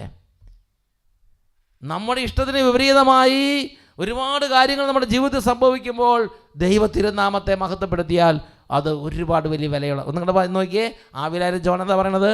നമ്മുടെ ആഗ്രഹത്തിന് വിരുദ്ധമായ കാര്യങ്ങളിൽ ഒരു തവണ ദൈവം വാഴ്ത്തപ്പെടട്ടെ എന്ന് പറയുന്നതാണ് നമുക്ക് സ്വീകാര്യമായ ഒരു 6000 കൃതജ്ഞതയുടെ പ്രവൃത്തികളെക്കാൾ മഹത്തരമായി സ്വർഗം വിലമതിക്കുന്നത്. വീണ്ടും നമ്മൾ കാണുന്ന മറ്റൊരു കാര്യമാണ് വിശുദ്ധ അൽഫോൻസ് ലിഗോരി പറയുന്ന കുറച്ച് വെളിപ്പെടുത്തലുകളുണ്ട്. അത് നമ്മളൊന്ന് ശ്രദ്ധിക്കാം. ദൈവത്തിന് കീഴ്വഴങ്ങിക്കൊണ്ടിരിക്കുക, അവിടുത്തെ തീരുമാനങ്ങൾക്ക് സ്വയം കീഴടങ്ങുക, ഇങ്ങനെ നിങ്ങൾക്ക് വിജയം കൈവരിക്കാൻ സാധിക്കും. ഗെത്സമൻ പൂങ്കാവനത്തിൽ നമ്മുടെ കർത്താവിന് നടത്തേണ്ടി വന്ന പോരാട്ടം ഓർമ്മിക്കുക. കുടിക്കേണ്ട പാനപാത്രത്തെക്കുറിച്ച് അവിടുത്തെ മനുഷ്യപ്രകൃതി ഭയപ്പെടുകയും എൻ്റെ പിതാവേ കഴിയുമെങ്കിൽ ഈ പാനപാത്രം എന്നെ കടന്നു പോകട്ടെ എന്ന് നിലവിളിക്കുകയും ചെയ്തു. എന്നാൽ സാവകാശം തന്നിലേക്ക് തന്നെ മടങ്ങി അവിടുന്ന് പ്രാർത്ഥിച്ചു. ദൈവത്തിൻ്റെ കരങ്ങളിലേക്ക് സ്വയം സമർപ്പിച്ചുകൊണ്ട് പൂർണ്ണവും സ്വതന്ത്രവുമായ മനസ്സോടെയും അഗാധമായ വിനയത്തോടെയും അവിടുന്ന് പ്രാർത്ഥിച്ചു, എൻ്റെ ഹിതമല്ല അവിടുത്തെ ഹിതം നിറവേറട്ടെ, എൻ്റെ ഹിതമല്ല അവിടുത്തെ ഇഷ്ടം നടക്കട്ടെ. ദൈവമേ, എൻ്റെ പിതാവേ, എങ്കിലും എൻ്റെ ഇഷ്ടമല്ല അങ്ങയുടെ ഇഷ്ടം നിറവേറട്ടെ.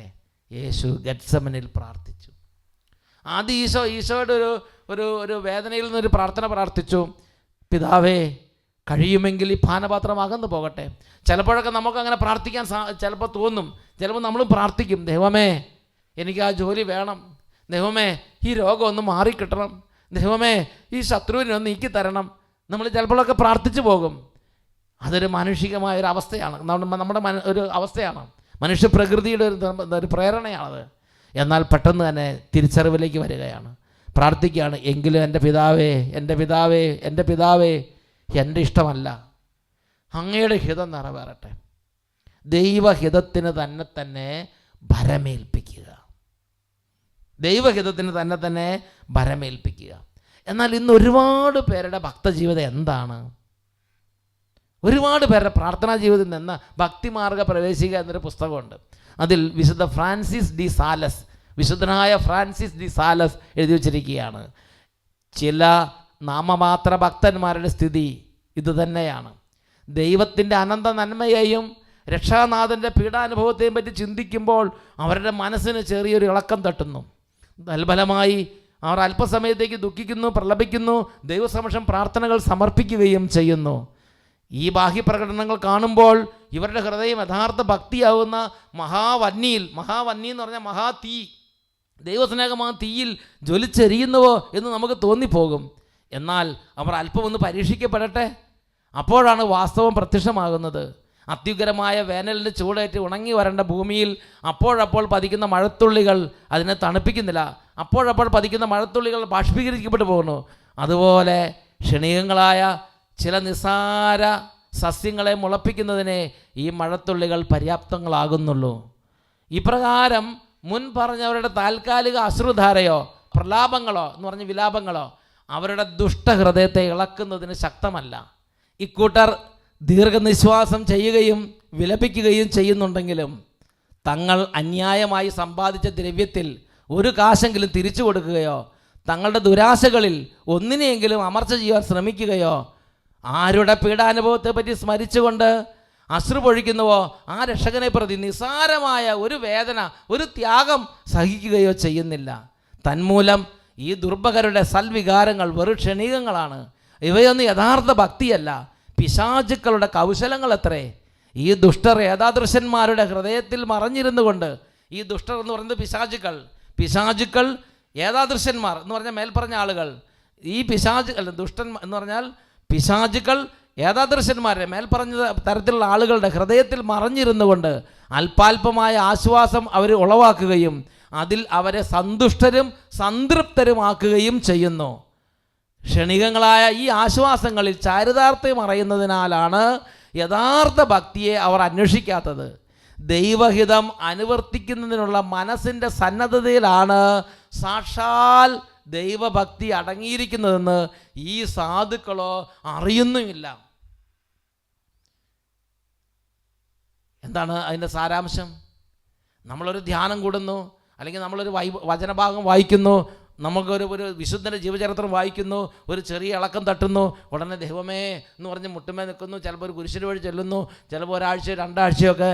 പക്ഷേ കർത്താവ് ഒരു ചെറിയൊരു പരിശീലനത്തിലേക്ക് വിടുമ്പോൾ, നമ്മുടെ സ്വന്തം ഇഷ്ടത്തെ ചെറുതായിട്ടൊന്ന് പിടിക്കുമ്പോൾ, നമ്മുടെ സ്വന്തം ഇഷ്ടം ചെറുതായിട്ടൊന്ന് പുറലേൽക്കുമ്പോൾ നമ്മൾ കടന്ന് മുറിവേറ്റ ബീസ്റ്റ്, വൂണ്ടഡ് ബീസ്റ്റ് പോലെ, മുറിവേറ്റ കാട്ടുമൃഗത്തെ പോലെ നമ്മൾ കടന്ന് പെടയും. പക്ഷെ നമുക്ക് ആ ആത്മീയ കാര്യങ്ങളൊരു ചെറിയൊരു സന്തോഷം ഉണ്ടായിരുന്നു. പിശാചുക്കൾ നമ്മുടെ ഉള്ളിലിരുന്ന് ഇങ്ങനെയുള്ള ആശ്വാസങ്ങൾ ഉണ്ടാക്കി നമ്മളെന്തോ ഭക്തിജീവിതം നയിച്ചുകൊണ്ടിരിക്കുകയാണ്, സ്വർഗത്തിലേക്ക് പോവുകയാണെന്നൊരു ധാരണ നമുക്ക് തന്ന് നമ്മളെ വഞ്ചിച്ചുകൊണ്ടിരിക്കുകയാണെന്നാണ് വിശുദ്ധ ഫ്രാൻസിസ് ഡി സാലസ് ഇങ്ങനെയുള്ള ഭക്തജീവിതത്തെക്കുറിച്ച് പറയണത്. വചനം കേട്ട് ഹൃദയം ഒരുങ്ങി നിങ്ങൾ കർത്താവിലേക്ക് നിങ്ങൾ തിരിഞ്ഞിട്ടുണ്ടെങ്കിൽ നമ്മുടെ ഓരോരുത്തരുടെ ഉള്ളിൽ വരേണ്ട ഏറ്റവും വലിയ കാര്യം, എൻ്റെ പിതാവിൻ്റെ ഇഷ്ടം അന്വേഷിക്കണം, എൻ്റെ പിതാവിൻ്റെ ഹിതം പൂർത്തിയാക്കണം, ദൈവഹിതത്തിന് വേണ്ടി സ്വന്തം ഇഷ്ടത്തിന് മരിക്കുന്ന ജീവിതത്തിലേക്ക് തിരിയണം. അതിനുവേണ്ടി ഹൃദയത്തുറവയുണ്ടോ? അതിനുവേണ്ടി നാം ദാഹിക്കുന്നുണ്ടോ? അതിനുവേണ്ടി നാം അന്വേഷിക്കുന്നുണ്ടോ? ഓടുന്നുണ്ടോ? കർത്താവിന് പക്കലേക്ക് തിരിഞ്ഞ് അഭയം തേടുന്നുണ്ടോ? ഇതാണ് കർത്താവ് അന്വേഷിച്ചു കൊണ്ടിരിക്കുന്നത്. പരിശുദ്ധ കുർബാനയുടെ ആരാധന എഴുന്നള്ളിച്ച് വെച്ച് ഈ സമയം നമുക്ക് കർത്താവിനോട് കുറച്ച് നേരം നമുക്ക് പ്രാർത്ഥിക്കാം. പരിശുദ്ധ അമ്മയുടെ മധ്യസ്ഥ അപേക്ഷിക്കാം. പരിശുദ്ധ അമ്മ ജീവിതത്തിൽ തൻ്റെ ഇഷ്ടത്തിന് വിപരീതമായി ദൈവഹിതങ്ങൾ നിറവേറിക്കൊണ്ടിരുന്നപ്പോൾ സ്വന്തം ഇഷ്ടത്തിന് വിരുദ്ധമായി വന്ന എല്ലാ ദൈവഹിതങ്ങളെയും വാരി പുണരുന്നതിൽ സന്തോഷിച്ച് തന്നെ ദൈവത്തിന് സമർപ്പിച്ച്, എൻ്റെ ഹിതമല്ല നിൻ്റെ ഹിതം പൂർത്തിയാകട്ടെ എന്ന് പറഞ്ഞ് ദൈവത്തിന് അടിയറ വെച്ച്, പ്രിയപ്പെട്ട സഹോദരങ്ങളെ, പരിശുദ്ധ അമ്മയുടെ മധ്യസ്ഥവും നമുക്ക് ഇന്ന് യാചിക്കാം.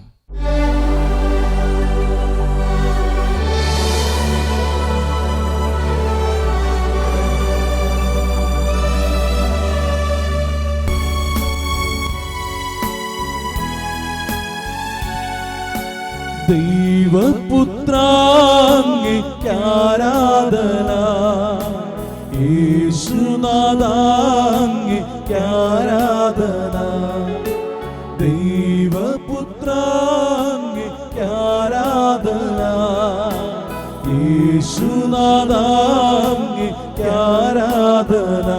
തിരുസന്നിധിയിൽ ഇന്നു വന്നിടുവാൻ കൃപ നൽകിയതാ അങ്ങേക്കാരാധന. തിരുസന്നിധിയിൽ ഇന്നു വന്നിടുവാൻ കൃപ നൽകിയതാ അങ്ങേക്കാരാധന. ആരാധന യേശുവേ, ആരാധന യേശുവേ. കരങ്ങൾ ഉയർത്തി ഉറക്കെ സ്തുതിക്കുന്നു. ആരാധന ആരാധന ആരാധന ആരാധന ആരാധന ആരാധന. പിതാവേ, പരിശുദ്ധാത്മാവിനെ അയക്കണമേ പിതാവേ. Hallelujah hallelujah hallelujah hallelujah hallelujah. ഈശോയെ ആരാധന, ഈശോയെ ആരാധന, ഈശോയെ ആരാധന. വിശ്വാസ പ്രമാണം ശക്തമായ ഡെലിവറൻസ് പ്രാർത്ഥന കൂടെയാണ്. യേശു ക്രിസ്തുവിൽ നമ്മുടെ വിശ്വാസം ഏറ്റുപറയുന്ന ശക്തമായ പ്രഘോഷണം കൂടെയാണത്. സാത്താൻ ഞെട്ടിവിറയ്ക്കുന്ന പ്രാർത്ഥനയും പ്രഘോഷണവുമാണ് വിശ്വാസ പ്രമാണം. നമുക്ക് സാധിക്കുന്ന എല്ലാ ദൈവമക്കളും മുട്ടുമേൽ നിൽക്കുക. പരിശുദ്ധ അമ്മയുടെ കൂട്ടായ്മയിലേക്ക് നമുക്ക് വരാം. അമ്മേ, ഞങ്ങളോടൊപ്പം പ്രാർത്ഥിക്കണമേ. നമുക്ക് കൈകൾ വിരിച്ച് പിടിക്കാം. അതിനുശേഷം വിശ്വാസ പ്രമാണം നല്ല സ്വരത്തിൽ ഒരുമിച്ച് ഇപ്പോൾ ഈ ശുശ്രൂഷയെ പങ്കുചേരുന്ന പതിനായിരക്കണക്കിന് കുടുംബങ്ങളോട് ചേർന്ന് വലിയ വിശ്വാസത്തോട് ഹൃദയത്തിൽ തട്ടി നമുക്ക് പ്രാർത്ഥിക്കാം. സർവശക്തനായ പിതാവും ആകാശത്തിന്റെയും ഭൂമിയുടെയും സൃഷ്ടാവുമായ ദൈവത്തിൽ ഞാൻ വിശ്വസിക്കുന്നു. അവിടുത്തെ ഏകപുത്രനും ഞങ്ങളുടെ കർത്താവുമായ ഈശോ മിശിഹായിലും ഞാൻ വിശ്വസിക്കുന്നു. ഈ പുത്രൻ പരിശുദ്ധാത്മാവിനാൽ ഗർഭസ്ഥനായി കന്യകാമറിയത്തിൽ നിന്ന് പിറന്ന് പന്തിയോസ് പീലാത്തോസിന്റെ കാലത്ത് പീഡകൾ സഹിച്ച് കുരിശിൽ തറയ്ക്കപ്പെട്ട് മരിച്ച് അടക്കപ്പെട്ട് പാതാളത്തിൽ ഇറങ്ങി മരിച്ചവരുടെ ഇടയിൽ നിന്ന് മൂന്നാം നാൾ ഉയർത്ത് സ്വർഗത്തിലേക്ക് എഴുന്നള്ളി സർവശക്തിയുള്ള പിതാവായ ദൈവത്തിന്റെ വലത്തുഭാഗത്തിരിക്കുന്നു. അവിടെ നിന്ന് ജീവിക്കുന്നവരെയും മരിച്ചവരെയും വിധിക്കുവാൻ വരുമെന്നും ഞാൻ വിശ്വസിക്കുന്നു. പരിശുദ്ധാത്മാവിലും ഞാൻ വിശ്വസിക്കുന്നു. വിശുദ്ധ കത്തോലിക്ക സഭയിലും പുണ്യവാന്മാരുടെ ഐക്യത്തിലും പാപങ്ങളുടെ മോചനത്തിലും ശരീരത്തിന്റെ ഉയർപ്പിലും നിത്യമായ ജീവിതത്തിലും ഞാൻ വിശ്വസിക്കുന്നു. ആമേൻ. കരങ്ങൾ ഉയർത്തി നമുക്ക് ഉറക്കെ സ്തുതിക്കാം. പരിശുദ്ധാത്മാവിന്റെ ആഗമനത്തിന് വേണ്ടി ഇപ്പോൾ പ്രാർത്ഥിക്കുകയാണ്. പരിശുദ്ധാത്മാവാണ് നമ്മുടെ ഹൃദയങ്ങളെ നവീകരിക്കുന്നത്. കർത്താവെ, അങ്ങയുടെ അരൂപി അയക്കണമേ. ഭൂമുഖം നവീകരിക്കപ്പെടും. കരങ്ങൾ ഉയർത്തി സ്തുതിക്കുന്നു. Hallelujah, hallelujah, hallelujah. Holy spirit, holy spirit, പരിശുദ്ധാത്മാവേ, ശിയറബല ഹബല, പരിശുദ്ധാത്മാവേ, പരിശുദ്ധാത്മാവേ, വരദാനത്തിൻ അഭിഷേകം കൊണ്ടെന്നെ നിറയ്ക്കണമേ. പരിശുദ്ധാത്മാവേ, പരിശുദ്ധാത്മാവേ, ലോകത്തിന്മേൽ വിജയം നേടാൻ ധീരതയേകണമേ. പരിശുദ്ധാത്മാവേ, പരിശുദ്ധാത്മാവേ, വരദാനത്തിൻ അഭിഷേകം കൊണ്ടെന്നെ നിറയ്ക്കണമേ. പരിശുദ്ധാത്മാവേ, പരിശുദ്ധാത്മാവേ, ലോകത്തിന്മേൽ വിജയം നേടാൻ ധീരതയേകണമേ. ലോകത്തിന്മേൽ വിജയം നേടാൻ ധീരതയേകണമേ, ധീരതയേകണമേ. പരിശുദ്ധാത്മാവിന്റെ ലുത്തിനിയ പ്രാർത്ഥനയിലേക്ക് നമുക്ക് പ്രവേശിക്കാം. ഭക്തിപൂർവ്വം ലുത്തിനിയ പ്രാർത്ഥനയിൽ നമുക്ക് പങ്കുചേരാം. കൈകൾ കൂപ്പി നമുക്ക് പ്രാർത്ഥിക്കാം. കർത്താവെ അനുഗ്രഹിക്കണമേ, കർത്താവെ അനുഗ്രഹിക്കണമേ. മിശിഹായെ അനുഗ്രഹിക്കണമേ, മിശിഹായെ അനുഗ്രഹിക്കണമേ. കർത്താവെ അനുഗ്രഹിക്കണമേ, കർത്താവെ അനുഗ്രഹിക്കണമേ. സർവശക്തനായ പിതാവേ, ഞങ്ങളെ അനുഗ്രഹിക്കണമേ. പിതാവിന്റെ അനാദിയായ പുത്രനും ലോകരക്ഷകനുമായ യേശുവേ, ഞങ്ങളെ അനുഗ്രഹിക്കണമേ. പിതാവിന്റെയും പുത്രന്റെയും അമേയമായ ജീവനായ പരിശുദ്ധാത്മാവേ, ഞങ്ങളെ ശുദ്ധീകരിക്കണമേ. പരിശുദ്ധ തൃത്വമേ, ഞങ്ങളുടെ പ്രാർത്ഥന കേൾക്കണമേ. പിതാവിൽ നിന്നും പുത്രനിൽ നിന്നും പുറപ്പെടുന്ന പരിശുദ്ധാത്മാവേ, ഞങ്ങളുടെ ഹൃദയങ്ങളിൽ പ്രവേശിക്കണമേ. പിതാവിനും പുത്രനും സമനായ പരിശുദ്ധാത്മാവേ, ഞങ്ങളുടെ ഹൃദയങ്ങളിൽ പ്രവേശിക്കണമേ.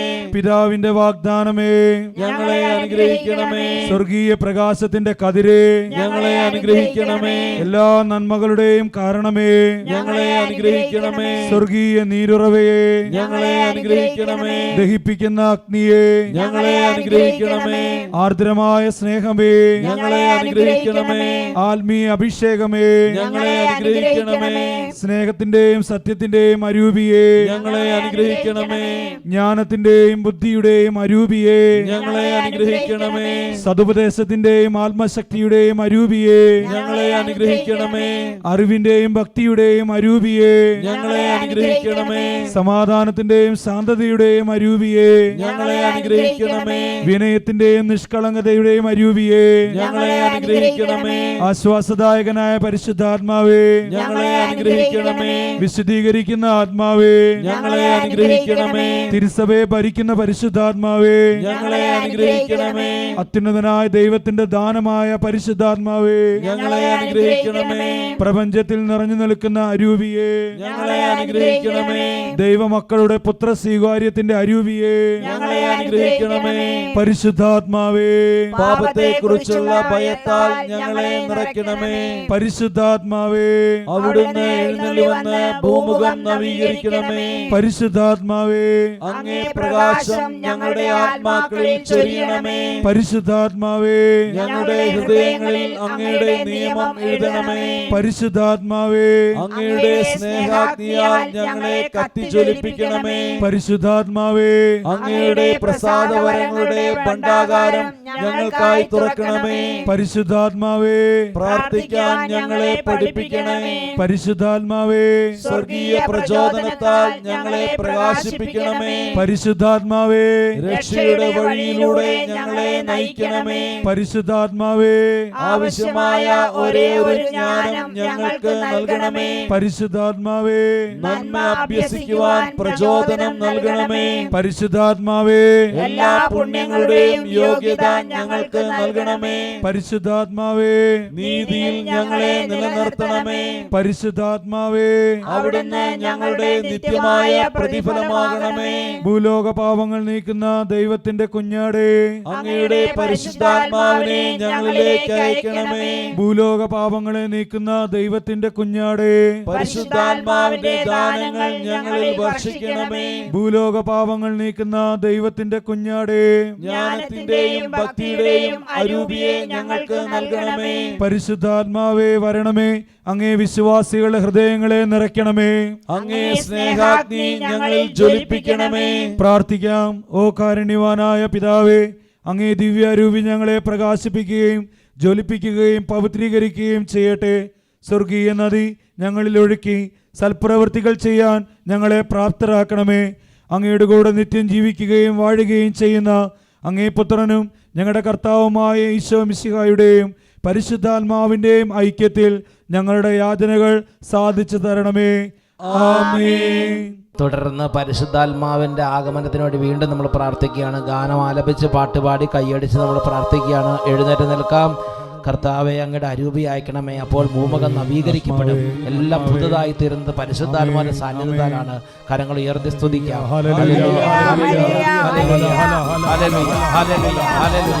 കരങ്ങൾ ഉയർത്തി ശക്തിയാണ്. എല്ലാവരും എന്നെ ശുദ്ധീകരിക്കണമേ.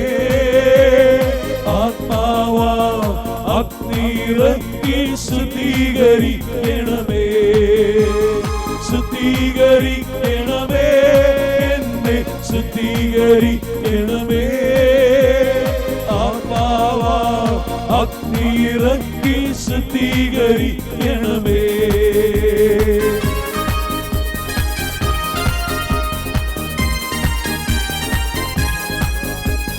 ബലിപീഠത്തിൽ അഗ്നിയിറക്കി ശുദ്ധീകരിച്ചതുപോ ആത്മാവ് വാഴുമേ ദേവാലയത്തെ ശുദ്ധീകരിക്കണമേ. ബലിപീഠത്തിൽ അഗ്നിയിറക്കി ശുദ്ധീകരിച്ചതുപോ ആത്മാവ് വാഴുമേ ദേവാലയത്തെ ശുദ്ധീകരിക്കണമേ. ശുദ്ധീകരിക്കണമേ, എന്നെ ശുദ്ധീകരിക്കണമേ. ആത്മാവാ അഗ്നിയിറക്കി ശുദ്ധീകരിക്കണമേ.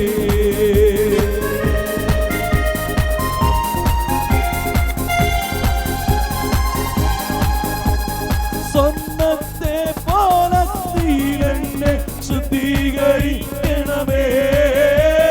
പാപം നിറയും എന്റെ ഹൃദയം ശുദ്ധീകരിക്കണമേ.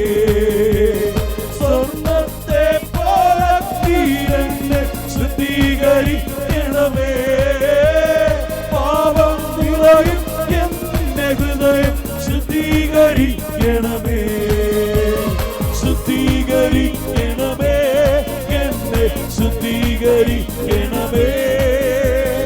ആത്മാവാ അഗ്നിയിറക്കി ശുദ്ധീകരിക്കണമേ. ശുദ്ധീകരിക്കണമേ, എന്നെ ശുദ്ധീകരിക്കണമേ. ആത്മാവാ അഗ്നിയിറക്കി ശുദ്ധീകരിക്കണമേ. ആത്മാവാ അഗ്നിയിറക്കി ശുദ്ധീകരിക്കണമേ.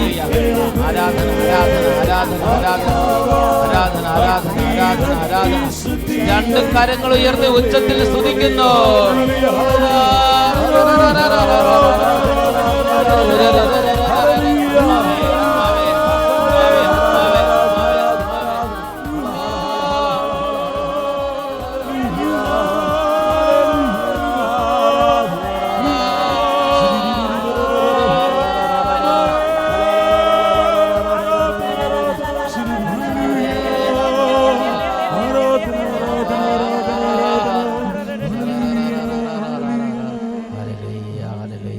തുടർന്ന് മുട്ടുമേൽ നിന്ന് പരിശുദ്ധ അമ്മയുടെ വിമല ഹൃദയത്തിൽ നമ്മൾ തന്നെ പ്രതിഷ്ഠിക്കുന്ന വിമല ഹൃദയ പ്രതിഷ്ഠാ പ്രാർത്ഥന ഇപ്പോൾ ചെല്ലാൻ പോവുകയാണ്.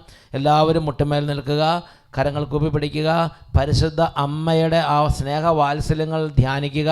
വിശുദ്ധിയിൽ നിന്ന് വിശുദ്ധിയിലേക്ക് നമ്മളെ നയിക്കാൻ പരിശുദ്ധ എല്ലാ കൃപകളും അമ്മയുടെ പ്രാർത്ഥനയാൽ നമ്മുടെ ജീവിതത്തിൽ നിറയ്ക്കാൻ പരിശുദ്ധ അമ്മയ്ക്ക് സാധിക്കും. നമ്മുടെ തന്നെ പരിശുദ്ധ അമ്മയ്ക്ക് സമ്പൂർണ്ണമായി സമർപ്പണം ചെയ്യാം. നമുക്ക് ഭക്തിപൂർവ്വം നമുക്ക് പ്രാർത്ഥിക്കാം. ഈ പ്രതിഷ്ഠ ഓരോ വീടുകളിൽ നിന്ന് പ്രാർത്ഥിക്കാൻ തക്കവിധ സ്ക്രീനിൽ നിങ്ങൾക്ക് കാണാനും പറ്റും. അറിയാവുന്നതുപോലെ ഈ ടീമിനോട് ചേർന്ന് ഉച്ചത്തിൽ ചൊല്ലി ഈ പ്രതിഷ്ഠയിൽ നിങ്ങൾ പങ്കുചേരുക. ക്രിസ്ത്യാനികളുടെ സഹായവും മനുഷ്യവർഗത്തിന്റെ അഭയവുമായ പരിശുദ്ധ മറിയമേ, യുദ്ധം കൊണ്ടും അവിശ്വാസങ്ങളും അധപതിച്ചു പോകുന്ന ലോകത്തെയും പല വിധത്തിൽ പീഡിപ്പിക്കപ്പെടുന്ന തിരുസഭയെയും വിവിധ സങ്കടങ്ങൾ നിമിത്തം വലയുന്നവരായ ഞങ്ങളെയും അങ്ങേ അമലോത്ഭവ ഹൃദയത്തിന് പ്രതിഷ്ഠിക്കുന്നു. മിശിഹായുടെ സമാധാനം ഞങ്ങൾക്കും ലോകത്തിനുമായി വാങ്ങിത്തരണമേ. അങ്ങേ വിമല ഹൃദയത്തിന് പ്രതിഷ്ഠിതരായ ഞങ്ങളെ പരിശുദ്ധരായി ജീവിക്കുന്നതിനും പ്രേക്ഷിത ചൈതന്യത്തിൽ വളർന്നു വരുന്നതിനും അനുഗ്രഹിക്കണമേ. തിരുസഭാംബികയെ, തിരുസഭയ്ക്ക് സർവ്വ സ്വാതന്ത്ര്യവും സമാധാനവും അരുളണമേ. വിശ്വാസത്തിന്റെയും പ്രതീക്ഷയുടെയും സ്നേഹത്തിന്റെയും പാതയിലൂടെ ദൈവജനത്തെ അങ്ങ് നയിക്കണമേ. മാനവവംശത്തിനു വേണ്ടിയുള്ള ഈശോയുടെ സമർപ്പണത്തോട് യോജിച്ച് അങ്ങയോട് വിശ്വസ്തത പുലർത്തി ജീവിക്കാൻ ഞങ്ങളെ സഹായിക്കണമേ. അമലോത്ഭവ ഹൃദയമേ, മനുഷ്യഹൃദയങ്ങളിൽ രൂപം കൊള്ളുന്ന തിന്മയുടെ ശക്തികളെയും മാനവ പുരോഗതിയെ തളർത്തുന്ന തിന്മയുടെ ദൂഷ്യഫലങ്ങളെയും നേരിടാനുള്ള കഴിവ് ഞങ്ങൾക്ക് നൽകണമേ. പരിശുദ്ധ അമ്മേ, ഞങ്ങളുടെ മാർപ്പാപ്പമാർ അങ്ങേക്ക് സമർപ്പിച്ചിട്ടുള്ളതും കാലാകാലങ്ങളിൽ നവീകരിക്കുന്നതുമായ ഈ പ്രതിഷ്ഠയെ സ്വീകരിച്ച് അങ്ങേ അമലോത്ഭവ ഹൃദയത്തിന്റെ സ്വന്തമായി ഞങ്ങളെ കാത്തുകൊള്ളണമേ. ആമേൻ. മറിയത്തിന്റെ വിമല ഹൃദയമേ, ഞങ്ങൾക്ക് വേണ്ടി പ്രാർത്ഥിക്കണമേ. മറിയത്തിന്റെ വിമല ഹൃദയമേ, ഞങ്ങൾക്ക് വേണ്ടി പ്രാർത്ഥിക്കണമേ. മറിയത്തിന്റെ വിമല ഹൃദയമേ, ഞങ്ങൾക്ക് വേണ്ടി പ്രാർത്ഥിക്കണമേ. കരങ്ങൾ ഉയർത്തി ഉച്ചത്തിൽ സ്തുതിക്കുന്നു. ഹല്ലേലൂയ. ആശീർവാദ ശുശ്രൂഷയിലേക്ക് പ്രവേശിക്കുകയാണ്. എല്ലാവരും ഉറക്കെ ഉറക്കെ ഉറക്കെ ഹല്ലേലൂയ, ഹല്ലേലൂയ, ഹല്ലേലൂയ.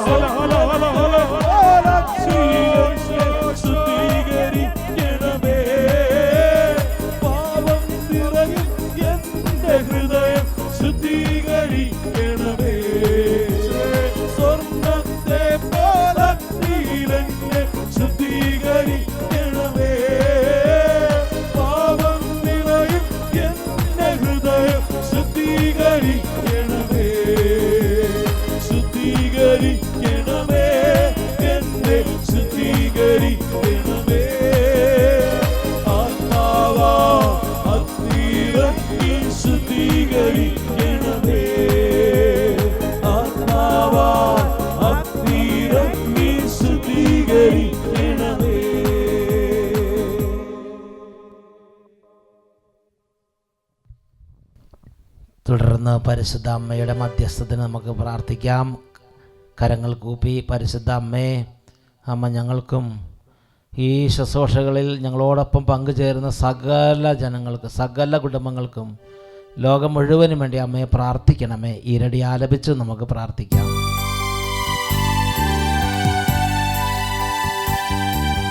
പ്രാർത്ഥിക്കണമേ കന്യാംബികയെ, ഇപ്പോഴും എപ്പോഴും എന്നും.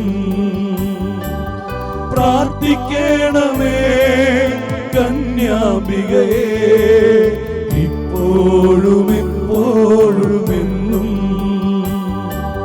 പ്രാർത്ഥിക്കണമേ കന്യാംബികയെ,